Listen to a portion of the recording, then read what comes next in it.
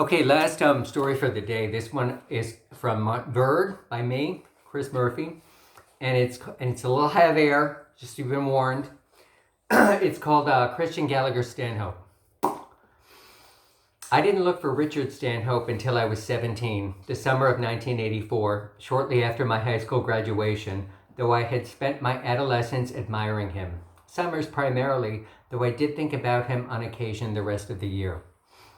Richard Stanhope is featured in 6 of the more than 100 swim team photographs that line the walls of the Manor Beach bathhouse on Long Island Sound in upscale Roanoke, New York. 1942, 43, 44, 45, 47, and 48 feature the young swimmer between the ages of 10 or 11 and 17, I think. Though the pictures are mildly corroded, thanks to time and the limited shelter the bathhouse provides, Richard Stanhope's image in each one is clear and striking, and beautiful, breathtakingly so. I first noticed Richard when I was 7, or really tall enough to see the cluster of photos of the swim team in the 40s. Maybe I was 10 or 11, though it seems like I've always known or noticed him, so large was the impression he made on me. Even in the 1942 photo, when he was, say, 10, he was striking. A handsome young face on the slight, undefined body we all had at that prepubescent age. His hair is dark and cut short in all of the photographs in which he appears. His body is standard and ordinary, even as he grew. His face is remarkable, beyond handsome. The definition of chiseled, clean white teeth, square jaw, high cheekbones, and beautiful eyes. I thought they were brown. A bright brown. I could tell, or thought I could. This, in spite of his appearing among 4 or 5 rows, standing with 40 other swimmers in pictures taken from some distance that after 4 decades were decaying, their borders yellow, their images wrinkled and cracked. Oh, and it was in black and white too. Richard Stanhope looks like a matinee idol, like Montgomery Clift with a buzz cut. I hate to compare him to the erstwhile gay icon, but it's honestly how he looks. A happier Montgomery Clift, at least in the first 5 pictures. Still the handsomest swimmer on the team in 1948, Richard didn't smile in that photo. Perhaps it was the timing or the weather, or maybe he was sick. He had his eyes closed in the 44 shot, but he was still smiling broadly. His eyes were open in 48, but his mouth was closed. His face was expressionless, a flat shaded visage of his still stunning self. Below each team photograph is another featuring the best swimmers of that summer's team. 5 or 6 swimmers appear in their own pick, holding trophies. Every year from 1932 to 1984. Richard doesn't appear in these additional photos. A team member for 7 years, and I believe he was on the team in 46 but just missed the pick. He didn't distinguish himself as a winner or champion. He didn't have to. He just had to show up to be special. He just had to smile or stand there. He was one boy among hundreds and hundreds in photos spanning 52 years of Manor Beach swim team history. And when I surveyed the 100 plus pics, he was the only swimmer I saw. Okay, that's incorrect. I saw me. I'm in 4 of the photos, 1978, 80, 81, and 82. The thing is, they're not any of the team shots. I held trophies in the photos that hung below those years' full team pics. It's true. I was never on the Manor Beach swim team officially. I spent a lot of time at the beach club every summer from the time I was old enough to go by myself. 8 maybe? Earlier perhaps? My parents... Busted right arm. Turning pages with my left. My parents' house on Cherrywood Avenue was only 4 blocks away from the Sound.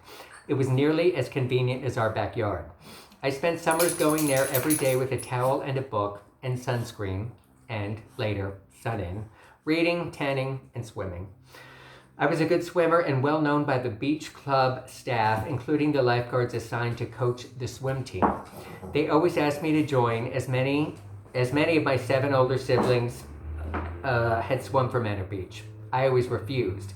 I didn't want to commit myself to a schedule of practices and competitions. I liked to swim, but not to race. I didn't want to take orders or exhaust myself. I didn't want to do the backstroke either. or butterfly. I would have had to had I been on the team. I always hit my head on the edge of one of the two floats between which lanes were set up when I attempted the backstroke. It was maddening, harrowing even.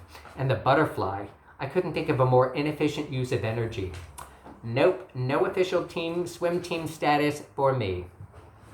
In spite of this, I occasionally swam for Manor Beach when they hosted teams from the Roanoke Beach and Yacht Club or the Roanoke Shore Club or other surrounding clubs. I did this only if I happened to be at the beach at the time and the book I was reading wasn't sufficiently interesting. Christian, one of the coaches would say, standing over me as I lay on my back, sucking down Wuthering Heights, Green Mansions, or, later, Mommy Dearest.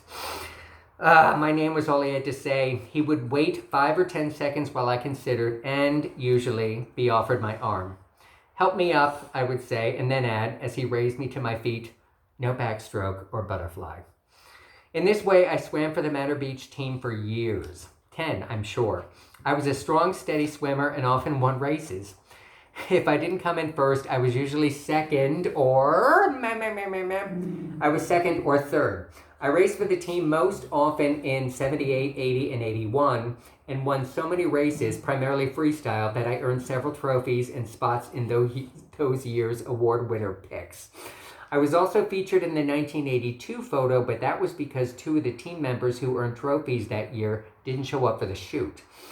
That year's coach approached me as I lay on my back, sucking down Anna Karenina, and said, Christian, I was really enjoying the book and would not have offered my arm if he had needed me to swim, but modeling for the winner's pick would only take a few minutes and I had to go to the bathroom anyway. I saw me in those pics and scattered siblings those years that they swam, officially, for Manor Beach. I saw classmates, cousins, and friends. I also saw adults I knew had swum for the team as children. It was always fun identifying them, seeing how they changed. Though lifelong Roanoke residents, my parents weren't Manor Beach members as children. My mother's family were moneyed enough to belong to the Roanoke Beach Club, while my father's family were of means too modest to afford a membership anywhere. Nevertheless, my dad spent many summers paddling around the Sound from Manor Beach's beach. He had friends who belonged, and they always found ways of getting him and his siblings in. I saw lots of people in those 100 and something pics, but the only one who held my attention was Richard Stanhope. He was my first crush. No, my first love. Crush is too mild a word for someone who appeared in my wet dream. Yeah, creepy, huh? That summer I turned 13, I spent an entire night dreaming about Richard Stanhope, someone I had never met, but whose tiny black and white image I had, and I'm turning the page again, I had admired for half a dozen years. And the following morning, I woke up with semen in my pajamas. If he only knew. I thought as I climbed out of bed and removed my pajama bottoms to examine the stain. It was then I decided I would find Richard Stanhope and maybe tell him. The quick and easy way to have learned about Richard and where he was would have been to march into my parents' room and ask. At 13, however, I wasn't out to them. It was understood I was a screaming queen, I knew, but it was as yet unspoken, and I wasn't ready to go there then. My brother Thomas, 4 years old, my elder, was also a screaming queen, something that was also understood but unspoken. Never discouraged, but never acknowledged, it was the best my conservative Catholic parents could do, and all of their 9 children respected that. So, no. Asking Mom and Dad to tell me about the man featured in my wet dream was out of the question. Instead, I looked in the phone book and checked the library for Stanhopes. I didn't find any. Richard's pics were 40 years old. His family probably moved. Roanoke Village records weren't available to 13-year-olds, and there was no internet in 1979. That left me with no choice but to ask, discreetly, Richard's team members, several of whom I recognized from the 42 through 48 pics. I approached Mrs. Birnbaum first, as she was as frequent a visitor to Manor Beach as I was. I knew she was on the swim team from 46 to 53, though not because I recognized her. Maureen Missy Payton's typewritten name appeared along the bottom of each of the 8 pictures in which she appeared. I would not have recognized her otherwise because, as a girl, she had an unremarkable face and a body so thin she could have been a stick figure, whereas Missy the adult was enormous. Her face round and shiny, her arms heavy with skin and fat, and her cottage cheese thighs so massive they appeared to be trunks from cellulite trees. Yeah, the former Missy Peyton had put on some weight. I knew Mrs. Birnbaum's summer beach going schedule well enough to know when I could run into her in front of the swim team photos. One weekday morning, I hung out around the 40s ones, waiting for her to arrive in one of the muumuus she wore to and from the beach. She waved at the old man that checked membership cards at the time and saw me, apparently, examining the 4017 pic, though I was really focusing on her big image in my peripheral vision. "Hello, young Gallagher," she said to me, recognizing the heavy eyebrows over gorgeous eyes my siblings and I shared. "Hello, Mrs. Birnbaum," I replied and got right to the point. "Do you know who Richard Stanhope was?" Though an obvious but still closeted gay 13-year-old in upper middle-class Roanoke in the late 70s, I was still a Gallagher and therefore generally fearless. That Mrs. Birnbaum determined the reason for my interest right away, which was fine if she hadn't been so irritating about it. Regrettably for her, she shook her head and answered gravely, "Oh yes, Richard Stanhope. So handsome. We all had crushes on him. All us girls." Yeah, she didn't waste any time with the implications. It didn't bother me that she was pushing my mildly confused gay buttons, as I had no opinion of Mrs. Birnbaum beyond a disdain for her size. I asked, "Does he still live in Roanoke?" She continued to shake her head and answered as gravely, "No, his family had to move." There she went again with the implications. Did she know how obvious she was being? I thought, and then answered myself quickly, yes. Instead of being off-put or discouraged, I asked, "When?" It couldn't have been while he was a kid. He's had to be nearly 18. He had to be nearly 18 in the 48 pic. More head shaking, a graver tone. Mrs. Birnbaum said, "They didn't move until after." She was getting tiresome. I mean, she knew I was a Gallagher, though she probably didn't know yet I was the mean one. Still, why fuck with me, a 13-year-old? I asked flatly. "After what?" Mrs. Birnbaum paused, considered, took a deep breath, and said, "Richard went to college, Iona, for a year. Then he went to Korea. They sent him back pretty quickly." I was going to have to hit her. Not right then, though. "Why?" I asked, wide-eyed and childhood innocent. Birnbaum did the pause, consider, deep breath thing again and said, "He wasn't well." Yeah, she dragged out the well. If she hadn't been obvious before, there was no question then that she meant Richard Stanhope was gay, that it was tragic that he was thrown out of the army for it, and that his family moved away in shame after he returned from Korea. I was done chatting with Missy Birnbaum, almost. I said, "That's too bad," looked back at the photo and asked, "Did you ever swim for Manor Beach, Mrs. Birnbaum?" Her expression went from grave to amused. "Why, yes," she said, and then giggled a bit. "I'm in the picture you're looking at." "Really?" I said, knowing full well she was. I was much younger then, of course, and I wanted to scream, "Duh!" but resisted. I also wanted to scream, "And much thinner, too!" but also resisted. I said, "Which one are you?" Enjoying herself, she replied, "Now you just need to guess, and no looking at the names." I appeared to search and search and search. I glanced over at her, smiling and studying her large, round, middle-aged face, and then looked back at the photograph, again appearing to search and search and search. Finally, I shrugged and said, "I give up." Still smiling, Mrs. Birnbaum was a little less amused. She raised one fat, fleshy arm to the pic and pointed at her 1948 self and said, "There I am." I looked at the stick figure image of Maureen Missy Peyton at 10 or 11, hard and for several awkward moments, after which she said, "Don't you recognize me?" I didn't answer. Instead, I looked at the typewritten names along the bottom of the photo as if to make sure she wasn't lying. Finally, I said, "Oh, No smile on her face then. Mrs. Birnbaum said, well, I was only, she did the math, 12. Come look at my other pictures. I did. I followed the fat, fleshy arm that was attached to her gigantic, disgusting body as she identified herself in 7 more pictures, from 46 to 53. I said only, oh, several more times. After pointing at herself in the final pic, she said again, don't you recognize me? I looked from the photograph to Mrs. Birnbaum to the photograph to Mrs. Birnbaum, the second time fully examining the enormity of her. I shook my head and said, as gravely as she had described Richard Stanhope earlier, no. I then covered my mouth with one hand and crinkled my eyes as if to fight back tears of sadness caused by the tragedy of her becoming a huge monster in the 26 years since she had last swam for the team. I had fucked with Mrs. Birnbaum just a bit harder than she had moments before with me. It was obvious. I made a point to be extremely obvious in my effort to insult her. She knew it, and I knew it.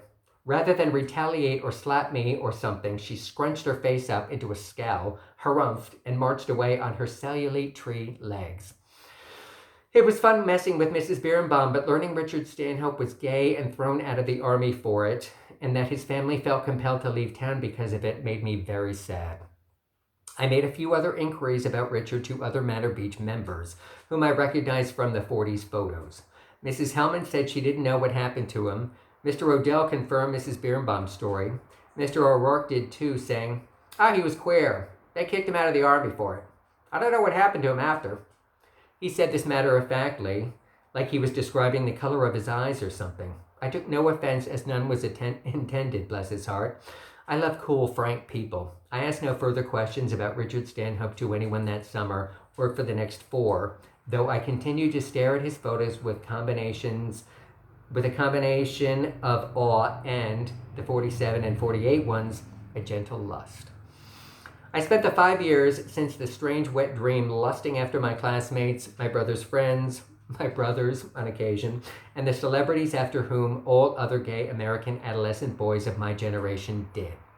Richard Hatch and Dirk Benedict of Battlestar Galactica, Sam Jones of Flash Gordon, Jim Palmer in those jockey underwear ads. I think I was alone in jerking off to fantasies about Richard Stanhope, though. Yeah, I'm certain of that. I thought about him about once a week, which is infrequent when you consider I beat off 3 or 4 times a day throughout my teens. Whereas my fantasies of getting it on backstage with Solid Gold's male dancers were heated and dirty. Those of Richard Stanhope were romantic. In some, he and I were both teenagers making love on the sand at Manor Beach. In others, he was in his 50s, a good 30 years my senior, but still extraordinarily handsome. And he took me to live with him in his large house in Rye or Greenwich. Silly stuff that. Sillier still, that my school notebooks were covered with his name, with my name, Christian Gallagher Stanhope. What a girl I was. Though I had abandoned my investigation of Richard in 1979, I intended to pick it up one day. I didn't for 5 years. I have to move. Ow, and I've got a dog sitting on my lap. That's better. Though I love you, baby. Though I had abandoned my investigation of Richard in 1979, I intended to pick it up someday. I didn't for 5 years. I kept thinking I had time, that I was young, which was true, and that he was only in his 50s. That age didn't seem old to me because my mother and father were 42 and 49, respectively, when I was born. I spent 5 years enjoying my day and nighttime dreams of Richard Stanhope. Then I graduated high school in 1984. I would spend the summer in Roanoke and then go to college in Boston. I was still a teenager, and Richard, wherever he was still in his 50s. Still, that summer I felt a renewed need to find him, a need so urgent I approached my mother one warm July evening when she was relaxing after dinner on a rocking chair on our front porch. I was sort of nervous about asking my mother about the object of my affection, in spite of already having that gay talk with both my parents. They didn't try to talk me out of it or suggest counseling or anything. They were devout Catholics and 2 generations older than I, but they weren't stupid. Nevertheless, they didn't encourage gay expression or discussion. I took a rocking chair next to my mother and said, again getting right to the point, Did you know Richard Stanhope?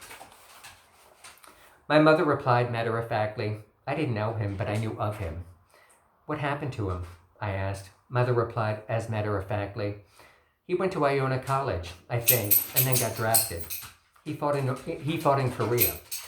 Kudos to the old gal for not asking me why I wanted to know. She continued, he came back a short time later because he was gay.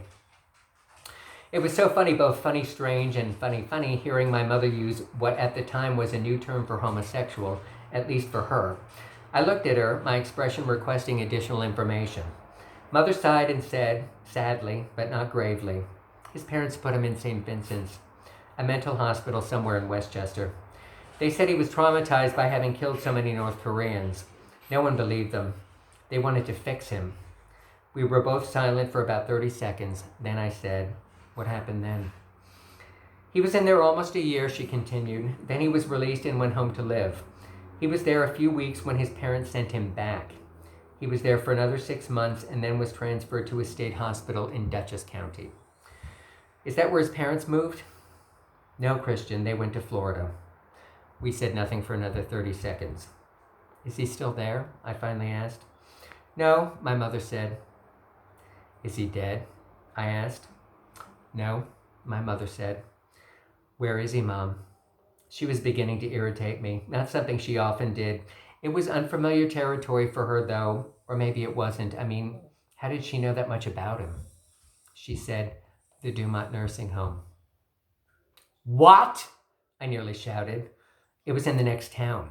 I had been there. In junior high school, I volunteered there once a month with my St. Sebastian religious education class. We played tabletop bowling with the old people.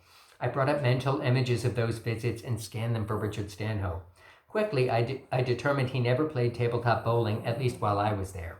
I would have remembered a 50-year-old man among all the seniors. At the same time, I realized middle-aged Richard Stanhope, who was a good 10 years younger than my mother, was in a nursing home because of whatever trauma he suffered in the Army, at St. Vincent's, and just being gay. I acknowledged silently my mother knew so much about his parents' efforts to cure him because she and my father recognized their sons Christian and Thomas were also gay. My mother and I sat in our rocking chairs for a few more minutes, quietly.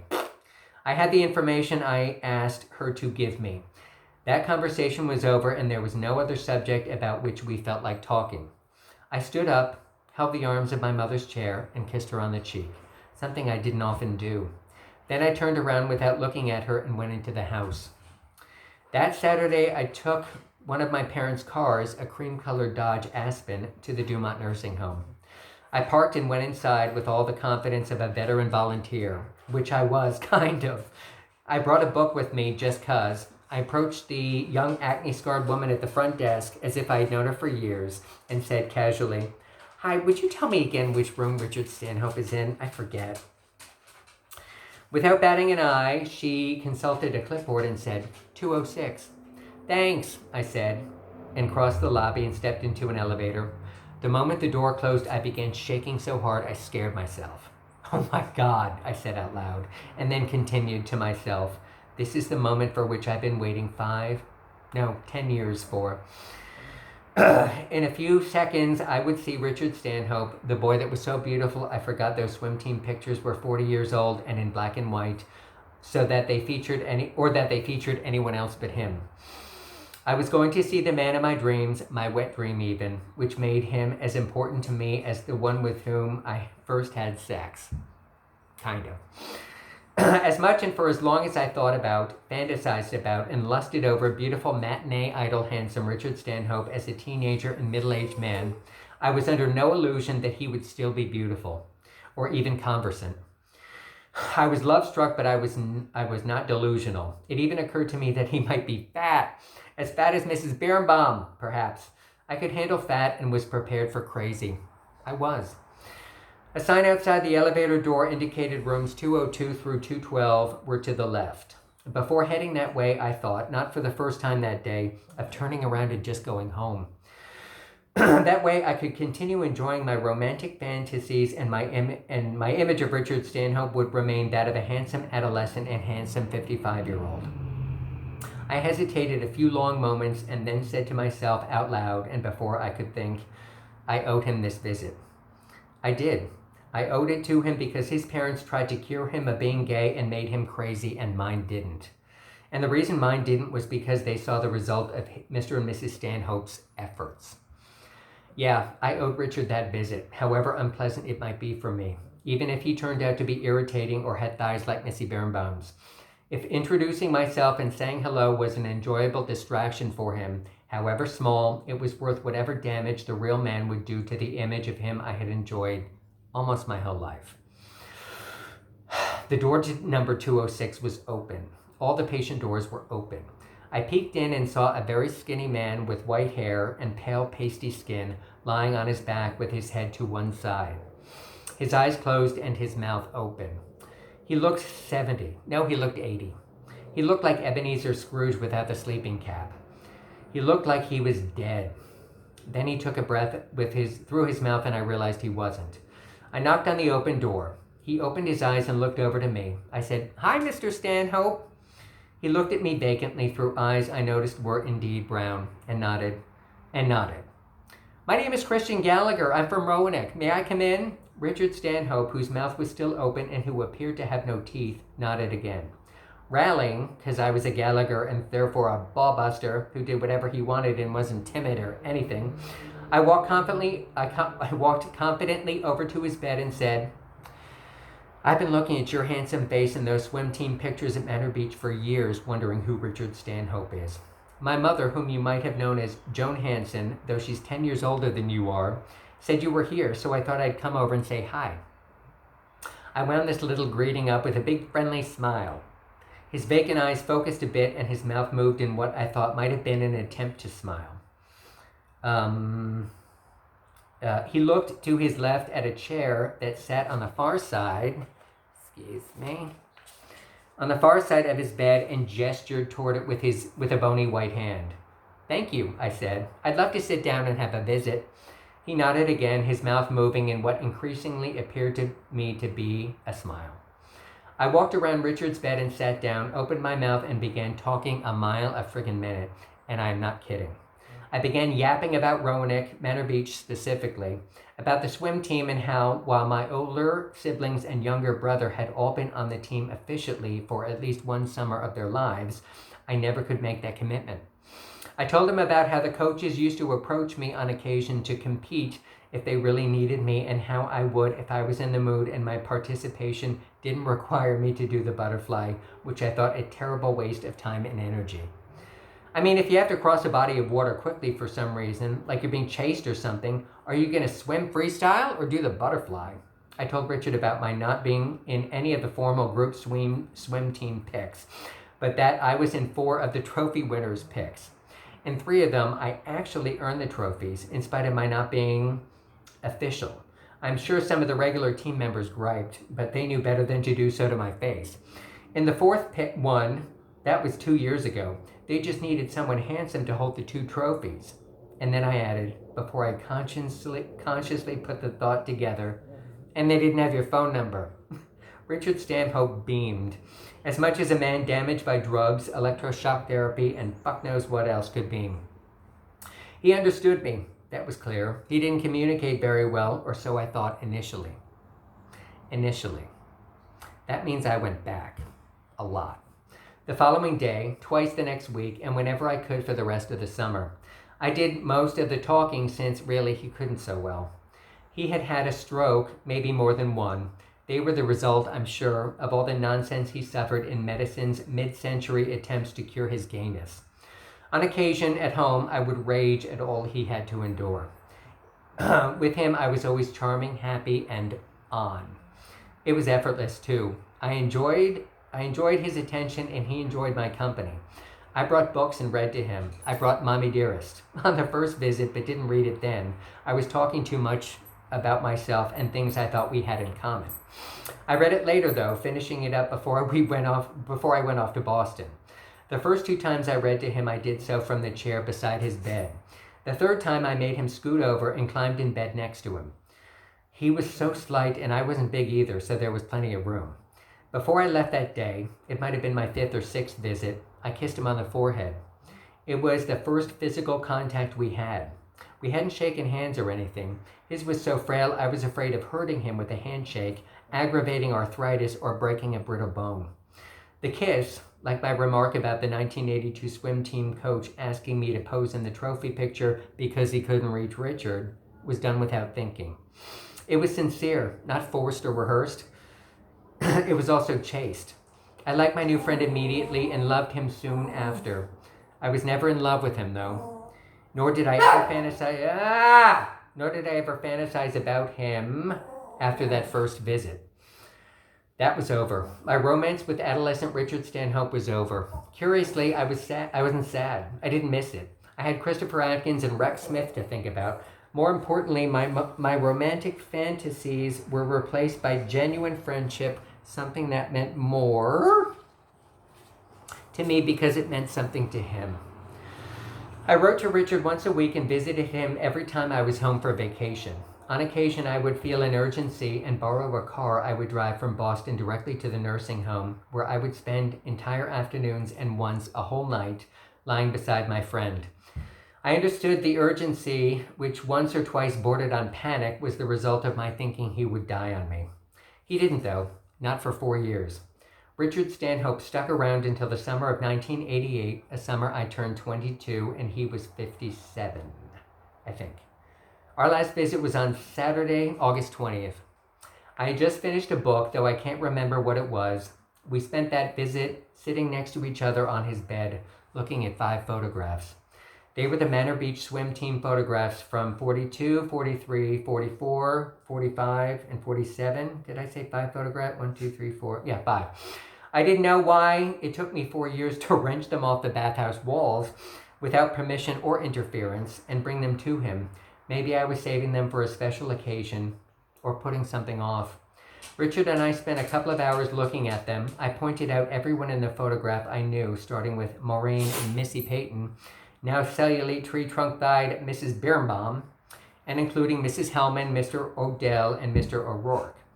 Richard identified others and told me about them in rough and slurred speech I learned quickly to understand and that had actually improved over the years. It was a lovely visit, the most enjoyable, or at least among the most enjoyable. I didn't see Richard that Sunday, and I was working a temp job in Manhattan during the week. When I got home from the city that Thursday, my mother asked me to join her on the front porch. I knew it was to tell me Richard had died. She told me softly that one of the administrators called during the day to say that my friend had died peacefully that morning. I nodded and said nothing as my mother and I rocked on our chairs. Then I burst into tears. Mother kept rocking, and so did I. She didn't approach me or touch me, as we weren't a touchy family. She stayed with me, though, until I stopped crying. At one point, my father joined us on the porch and took a chair on the other side of my mother. He said nothing. No one did. They were there. They loved me, and they didn't put me through what Richard's parents had. And they didn't move away out of shame. They loved me and were glad I knew Richard Stanhope, who I think and hope enjoyed our visits as much as I did. I returned 4 pictures to Manor Beach that weekend. I kept the one from 47, in which 17-year-old Richard Stanhope is at his handsomest and happiest. I look at it frequently because it's hanging on the wall above my computer monitor.